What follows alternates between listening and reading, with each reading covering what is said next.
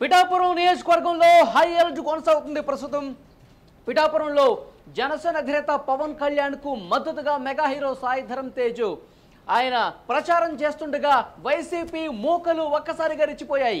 Beer bottles తో దాడి చేశారు, రాళ్లు విసిరారు.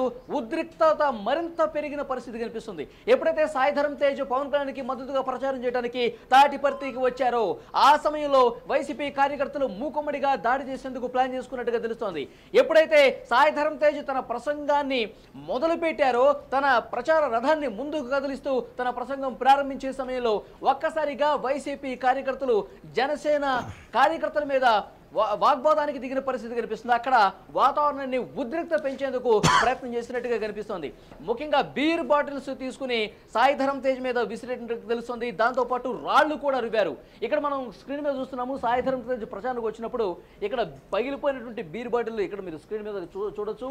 సో ఆ దాడిలో గాయపడ్డ వ్యక్తి నల్లల శ్రీధర్ జనసైనికుడు ఎవరున్నారు, ఆయన తలకి బలమైన గాయం కనిపిస్తోంది. ముఖ్యంగా 2-3 బీర్ బాటిల్స్ ఒక్కసారిగా విసిరేశారు సాయి ధరమ్ తేజ్ మీద. త్రుటిలో తప్పించుకున్నారు సాయి ధరమ్ తేజ్.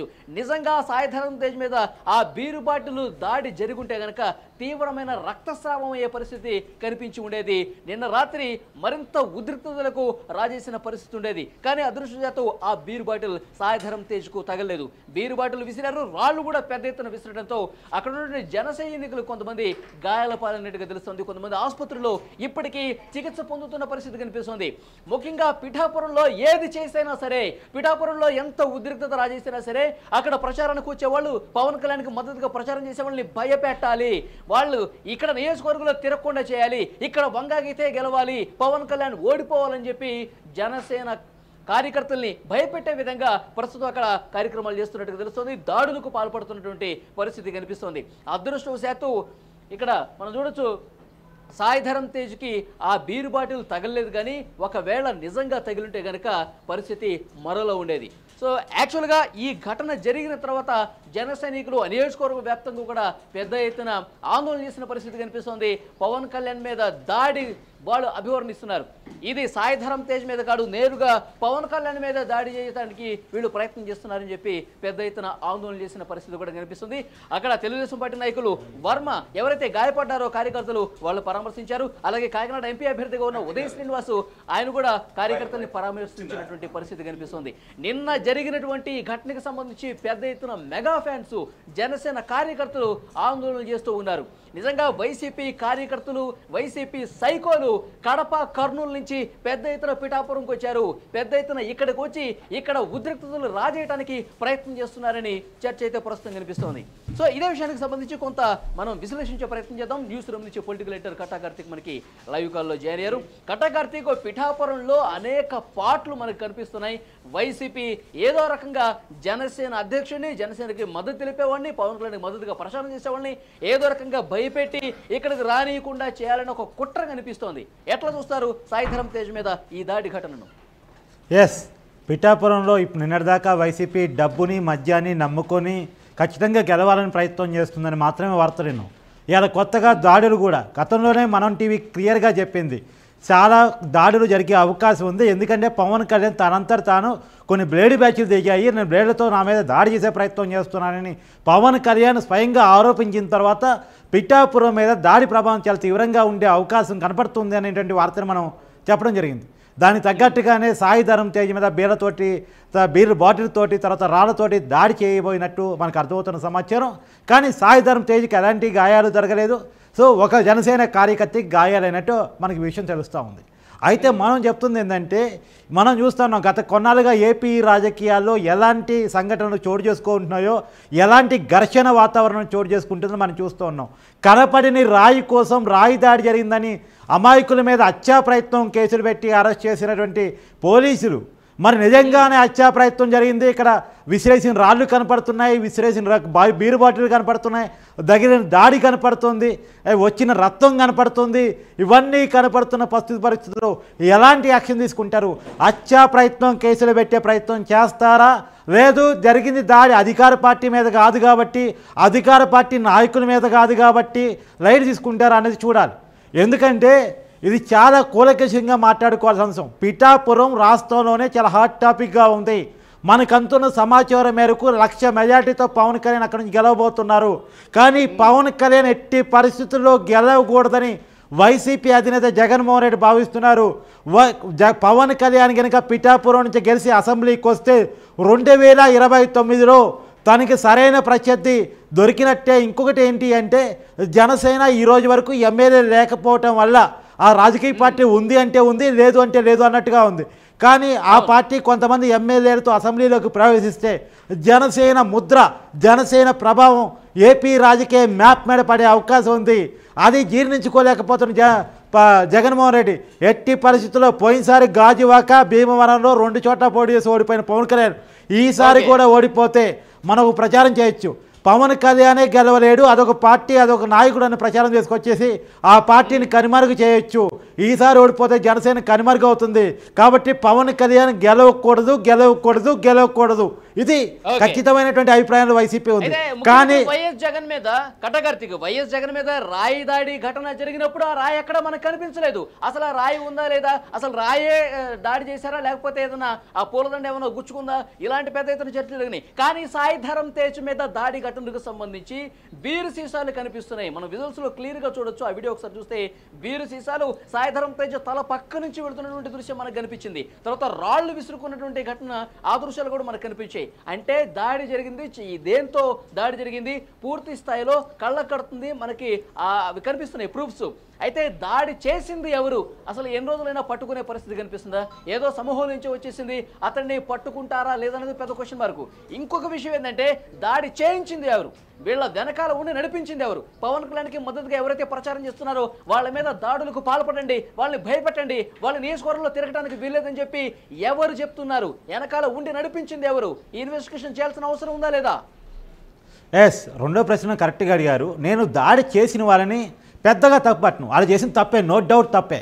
కానీ వాళ్ళు నిందితులు అయినప్పటికీ కూడా బాధితులే. వాళ్ళ డబ్బులకు ఆశపట్టడం వలన, వాళ్ళ పేదరికం వలన, రకరకాల కారణాల వలన వాళ్ళ చేత దాడి చేపిస్తుంటారు. కానీ దాడి చేపించిన వాళ్ళు ఎవరు, దాడి చేపించిన వాళ్ళు కనపడరు, వాళ్ళు మాత్రం చేపిస్తూ ఉంటారు. అది నేను అనేది ఏంటంటే జగన్ దాడిలో కూడా వాళ్ళు వైసీపీలో ఆ రోజు అన్నారు జగన్ మీద దాడి చేసిన వాళ్ళని కాదు చేపించిన వాళ్ళని పట్టుకోవాలి, చంద్రబాబు దాడి చేపించాడు, ఇంకోటి దాడి చేపించారని మాట్లాడే ప్రయత్నం చేశారు, బొండమ్మ దాడి చేపించే ప్రయత్నం చేశాడని చెప్పే ప్రయత్నం చేశారు. కానీ చాలామంది అన్నారు కేసీఆర్ నాని కూడా దాడి చేపించి ఉండొచ్చు, వెల్లంపల్లి తన మీద తాను దాడి చేయించుకుని ఉండొచ్చు, అసలు దాడి జరగకపోవచ్చు, ఇలా రకరకాల అనుమానాలు వ్యక్తమైనాయి. కానీ సరే అది పక్కన పెట్టేస్తే ఇక్కడ అదే విషయాన్ని మనం అడుగుతూ ఉన్నాం. పిఠాపురంలో దాడి చేసిన వాళ్ళని కాదు, దాడి చేపించిన వాళ్ళని పట్టుకునే ప్రయత్నం చేయాలి. ఎవరు దాడి చేపించారు, ఎందుకు దాడి చేపించారు, ఏ ఉద్దేశంతో దాడి చేపించారు. ఇందాక నేను చెప్పిన దానికి కంటిన్యూ చేస్తుండగానే పవన్ కళ్యాణ్ ఎట్టి పరిస్థితుల్లో పిఠాపురంలో గెలవకూడదు అంటే ప్రజల్లో ఒక భయాందోళన క్రియేట్ చేయాలి, ప్రజల్లో ఒక భయానిక వాతావరణాన్ని, ఘర్షణ వాతావరణాన్ని క్రియేట్ చేయాలి, ఆ ఘర్షణ వాతావరణం నుంచి రద్దు చేకూర్చాలి అనేటువంటిది. ఎందుకంటే పవన్ కళ్యాణ్ నామినేషన్లో వచ్చిన జనస్పందన కానీ, పవన్ కళ్యాణ్ ప్రచారంలో వస్తున్న జనస్పందన కానీ, పవన్ కళ్యాణ్ మద్దతుగా చిన్న స్థాయి ఆర్టిస్టుల నుంచి జబర్దస్తులో కామెడీ వేషాలు వేసుకునే చిన్న స్థాయి ఆర్టిస్టుల నుంచి మొదలుకొని చిరంజీవి గారు మెగాస్టార్ పద్మవిభూషణ్ వరకు వన్ సైడ్గా పవన్ కళ్యాణ్ గెలవాలని పనిచేస్తున్నటువంటి పరిస్థితులను చూస్తున్నాం. ఇవి కాక పిఠాపురం ప్రజలంతా వన్ సైడ్గా ఈసారి పవన్ కళ్యాణ్ పిఠాపురం నుంచి గెలిపించుకోవాలి, పిఠాపురానికి రాష్ట్రంలో ఒక ముద్ర వేసుకోవాలని పిఠాపురం ప్రజలంతా భావిస్తున్నటువంటి పరిస్థితుల్లో ఈవెన్ దీన్ని గమనించినటువంటి వంగగీత, ఎవరైతే వైసీపీ తరఫున భావిస్తున్నటువంటి వంగగీత ఏంటంటే నేను ప్రచారం చేయలేను, జనంలోకి పోలేను అని చేతులు ఎత్తేసిన పరిస్థితులు మనకు కనపడతా ఉంది. ఒకవైపు మనం ఉదాహరణ కూడా చెప్తాం, చిరంజీవి వస్తున్నాడని వార్త తెలవగానే వంగగీత ఏం చెప్పింది, పవన్ కళ్యాణ్ చిరంజీవికి ఎలా తమ్ముడో నేను అలా చేయలేను అని చెప్పేసి వాళ్ళని ఓన్ చేసుకునే ప్రయత్నం చేసింది, డిజోన్ చేసుకునే ప్రయత్నం చేయలే. ఎందుకంటే పరిస్థితి అలా లేదు. పిఠాపురం అంతా కూడా పవన్ కళ్యాణ్ వైపు తిరిగారు. ఒకటేనో ప్రచారం చేశారు, ఏదో టీడీపీ ఏదో కోఆపరేట్ చేయట్లేదు, వర్మ ఏదో చంద్రబాబు నాయుడుతో కొమ్మక్కి పవన్ కళ్యాణ్ ఓడించే ప్రయత్నం చేస్తున్నాడని ఒక విష ప్రచారం చేసే ప్రయత్నం చేశాడు. కానీ ఇవేవి గ్రౌండ్లో నిలబడలేదు. గతంలో జనసేన టీడీపీతో పొత్తు పెట్టుకోకుండా హరిరామజోగి ద్వారా, ముద్రగడ పద్మనాభం ద్వారా లెటర్లు రాపించి ఏ ప్రయత్నం అయితే చేశారో ఇప్పుడు వర్మను ముందు పెట్టే ప్రయత్నం చాలా చేశారు. కానీ వర్మ లొంగలేదు, బెదరలేదు. ఆయన పవన్ కళ్యాణ్ కోసం నిక్కచ్చిగా అక్కడ పనిచేస్తున్నాడు టీడీపీ నాయకుడిగా. సో జనసేన టీడీపీ మధ్య పుల్లలు పెట్టాలనుకున్న వ్యవహారం తేలకపోవడంతో చివరికి డబ్బు మద్యం మనం చూసాం. 6 కోట్ల రూపాయల మద్యం బాటిల్ అక్కడ దొరికినట్టు వార్తలు వస్తూ ఉన్నాయి. 6 కోట్ల రూపాయల మద్యం బాటిల్ అంటే ఎంత కసిగా పవన్ కళ్యాణ్ ఓడించడం కోసం వైసీపీ అక్కడ పనిచేస్తుంది. కటా కార్తీక్ వందల కోట్ల రూపాయలు కుమ్మరిస్తున్నారంట పిఠాపురం నియోజకవర్గంలో. ఈ 175 కాన్స్టిట్యున్సీలో ఎక్కడా పారని మద్యం, ఎక్కడా పంపిణీ జరగని డబ్బు కేవలం పిఠాపురం నియోజకవర్గం టార్గెట్ గానే పవన్ కళ్యాణ్ ఓడించే లక్ష్యంతోనే వందల కోట్ల రూపాయల పంపిణీ కూడా అక్కడ జరగబోతున్నట్టు తెలుస్తుంది. మనం చూసాం, మనం డమ్మీ ఈవీఎంస్ ను కూడా తీసుకొచ్చి ఏ విధంగా ప్రచారానికి వాడుతున్న పరిస్థితి ఉందో. సో ఇవన్నీ చూస్తుంటే కనుక పవన్ కళ్యాణ్ అసెంబ్లీ గేటు తాకకూడదు, అసెంబ్లీలోకి ఎంటర్ కాకూడదని చెప్పి వాళ్ళ టార్గెట్ చాలా స్పష్టంగా కనిపిస్తోంది కార్తీక్. ఎస్, నేను మొదటి నుంచి చెప్తున్నాను, వైసీపీ మేజర్ టార్గెట్గా పవన్ కళ్యాణ్ని రారా లొకేషన్ పెట్టుకుంటుంది. పిఠాపురంలోను మంగళగిరిలోను వాళ్ళని ఓడించడమే టార్గెట్గా పెట్టుకుంటుంది. ఎందుకంటే ఈసారి కూడా పోయినసారి 2019 ఎన్నికల్లో ఓడిపోయిన వాళ్ళు ఈసారి కూడా ఓడిపోతే వాళ్ళకి రాజకీయ భవిష్యత్తు ఉండదు అనేది ఉంది. కాబట్టి వాళ్ళకి రాజకీయ భవిష్యత్తు లేకుండా చేయటం కోసం పిఠాపురంలో పవన్ కళ్యాణ్ని, మంగళగిరిలో నారా లొకేషన్ ఓడించడం కోసం ఎన్ని రకాల ప్రయత్నాలు చేయాలో అన్ని రకాల ప్రయత్నాలు చేస్తుంది. కానీ ఇది వర్కౌట్ అయ్యే పరిస్థితి కనపడటం లేదు. ఇంకోటి కూడా చెప్పాను, ఒకప్పుడు చిరంజీవి మీద పాలకొల్లో ఉషారాని, బంగారు ఉషారాని ఒక ఉమెన్ నిలబెట్టి ఎలా చిరంజీవిని ఓడించే ప్రయత్నం రాజశేఖర రెడ్డి చేశాడు, ఈసారి కూడా అలానే ఉమెన్ నిలబెట్టి నారా లోకేష్ మీద మురుగుడు రావణ్య అని ఒక ఉమెన్ నిలబెట్టారు. ఇక్కడ వంగగీత అని మరో ఉమెన్ని పవన్ కళ్యాణ్ మీద నిలబెట్టారు. ఒక ఉమెన్ నిలబెట్టి ఓడించాలనేటువంటి ఒక తాపత్రయం, ఒక సెంటిమెంట్ కూడా వైసీపీ ఫాలో అవుతుంది. అది కాక డబ్బుని, మద్యాన్ని, ఇప్పుడు దాడుల్ని నమ్ముకొని అవసరమైతే టీడీపీ జనసేన కార్యకర్తల మధ్య కూడా ఘర్షణ క్రియేట్ చేయాలి. తాటిపర్తి దగ్గర జరిగింది ఒకసారి మీకు ఎక్స్ప్లెయిన్ చేస్తాను కటా కార్తీక్. సాయి ధరమ్ తేజ్ వస్తున్నాడని తెలుసుకుని ముందుగా వైసీపీ కార్యకర్తలు ముందుగా గుమిగూడిపోయి, అంటే ఈరోజు సాయి ధరమ్ తేజ్ పర్యటన ఇక్కడ ఉంది, ప్రచారం ఇక్కడ ఉంది, ఆయన మాట్లాడతాడు కాబట్టి సో దీన్ని ముందే తెలుసుకున్న వైసీపీ భారీగా చాలా మంది కార్యకర్తల్ని కావలసుకుని అక్కడికి రప్పించుకుని ఏదో గొడవ జరుగుతున్నట్టుగా క్రియేట్ చేసుకుని తర్వాత వైసీపీ కార్యకర్తలు తర్వాత బయట జిల్లాల నుంచి కూడా కొంతమంది వచ్చారంట. వాళ్ళందరూ కూడబలుకుని ఎప్పుడైతే ప్రచారానికి ఇక్కడ వస్తున్నాడో అప్పుడు తెలుసుకుని జనసేన కార్యకర్తల మీద రాళ్లు రువ్వారు, బీరు బాటిల్స్ రువ్వే ప్రయత్నం చేశారు, పెద్ద గొడవ సృష్టించే ప్రయత్నం చేశారు. ఇంకొక ముఖ్యమైన విషయం ఏంటంటే జగన్మోహన్ రెడ్డికి అనుకూలంగా నినాదాలు చేస్తూ టపాసాలు కూడా బాగా పేల్చారంట. బాణసంచ కూడా బాగా కాల్చి ఏదో ఎంజాయ్ మూడ్లోకి వెళ్ళి బీర్ బాటిల్స్తో బీర్లు తాగి ఆ ఖాళీ బాటిల్స్ ని విసిరిస్తున్నట్టుగా తెలుస్తోంది. ఇది కదా రెచ్చగొట్టే రాజకీయం, ఇది కదా ఒక పార్టీకి సంబంధించిన ఇది అనుకోకుండా జరిగిన సంఘటన కాదు, దాడులు చేస్తారని ప్రశ్నిస్తున్నారు. ఇది అనుకోకుండా జరిగిన సంఘటన కాదు, ప్రీ ప్లాన్డ్గా ఎవరో కావాలని చేపించిన పనిగా మనకు అర్థమవుతా ఉంది. అది ఎవరు చేపించారు అనేది బయటకు రావాలి. ఇప్పుడే మనకు అందుతున్న బ్రేకింగ్ న్యూస్, దీని మీద చిరంజీవి, మెగాస్టార్ చిరంజీవి కూడా స్పందించారు. ఈ సంఘటన చాలా బాధను కలిగిస్తుంది. రాజకీయాల్లో ఒకనాడు నేను కూడా ఉన్నాను, కానీ ఇలాంటి సంఘటన నేను ఎప్పుడూ చూడలేదు. గతంలో ఏపీ రాజకీయాల్లో ఇలాంటి సంఘటన ఎప్పుడూ చూడలేదు. ఎందుకు పదే పదే రాళ్ల దాడులు, బీల బాటిల్తో దాడులు ఏపీ రాజకీయాల్లో జరుగుతున్నాయి? ఈ ఘర్షణ కూడా ఒక బ్యాడ్ ఎక్స్పీరియన్స్ ఉంది. ఆయన ప్రజారాజ్యం తరపున ప్రచారం చేస్తుంటే కోడిగుడ్లు విసిరారు కార్తీక్. అయితే ఇప్పుడు ఆ కోడిగుడ్డు స్థాయి నుంచి రాళ్ళు, బీరు బాటిల్ స్థాయి వరకు పోయింది కదా. కోడిగుడ్డు అంటే కొంత నిరసన మార్గం అనుకునే వాళ్ళం, ఇప్పుడు రాళ్ళు, బీరు బాటిల్ అంటే చంపే ప్రయత్నం కదా, కావాలని రక్తం కళ్ళజూడాలనే ప్రయత్నం కదా. మనుషులను చంపే రాజకీయం ఏంటి ఏపీలో? ఎవరిని చంపాలనుకుంటున్నారు?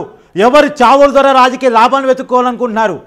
ఇవాళ జగన్మోహన్ రెడ్డి గారి మీద చాలా రకాల అనుమానాలు వ్యక్తమయ్యి చివరికి చాలా అనుమానాల్లో భాగంగా విజయమ్మ గారు ఆంధ్రప్రదేశ్లో ఎందుకు లేరు అంటే ప్రాణభయంతో అనే రాజకీయ సిచ్యువేషన్ ఎందుకుంది? సాక్షాత్తు జగన్మోహన్ రెడ్డి గారి సోదరి నాకు ప్రాణభయం ఉందని షర్మిల ఎందుకు మాట్లాడుతుంది? సునీత ఎందుకు మాట్లాడుతుంది? అంటే ఏమి రాజకీయం ఏపీలో నడుస్తుంది? ఎవరిని చంపి రాజకీయ లాభాల కోసం వెతుక్కునే ప్రయత్నం చేస్తున్నారు.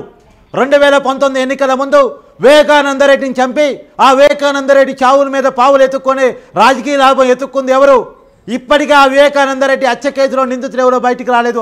5 సంవత్సరాలు వైసీపీ అధికారం ఉన్న తర్వాత కూడా 2019 నుంచి 2024 వరకు వైసీపీ అధికారులు ఉన్నా కానీ వివేకానందరెడ్డి హత్య కేసులో నిందితులు ఎవరో బయటికి రాలేదు. అంటే ఏం చేద్దాం అనుకున్నారు? ఏపీని ఏం చూపిద్దాం అనుకున్నారు? ఏపీ రాజకీయాల్లో సుందరయ్య లాంటి చాలా గొప్ప గొప్ప నాయకులు ప్రాతినిధ్యం వహించిన ఒక రాజకీయ క్షేత్రం ఆంధ్రప్రదేశ్. అన్నపూర్ణ రాష్ట్రం అంటారు, అందరికీ అన్నం పెట్టే రాష్ట్రం అంటారు. చావులకి కేంద్రంగా మార్చదలుచుకున్నారా? రాజకీయంలా కనిపిస్తుంది. దాడులకి తెగబడ్డైనా సరే, ఏది చేసినా సరే మనం గెలవాలి అన్న ఒక ఆలోచన కనిపిస్తుంది అధికార పార్టీ నుంచి. మొత్తం దాడులు ఆంధ్రప్రదేశ్ గా మార్చేశారు. ఫ్యాక్షన్ రాజకీయాలు ప్రస్తుతం మనకు కనిపిస్తున్నాయి. నిన్న జరిగిన దాడి ఘటనకు సంబంధించి జనసేన పార్టీ నుంచి కూటమికి సంబంధించిన నాయకులు స్పందిస్తున్నారు. కటా కార్తీక్, కడప, కర్నూలు నుంచి పిఠాపురం నియోజకవర్గానికి వస్తున్నారు కొంతమంది రౌడీలు వస్తున్నారు, కొంతమంది గూండాలు వస్తున్నారు.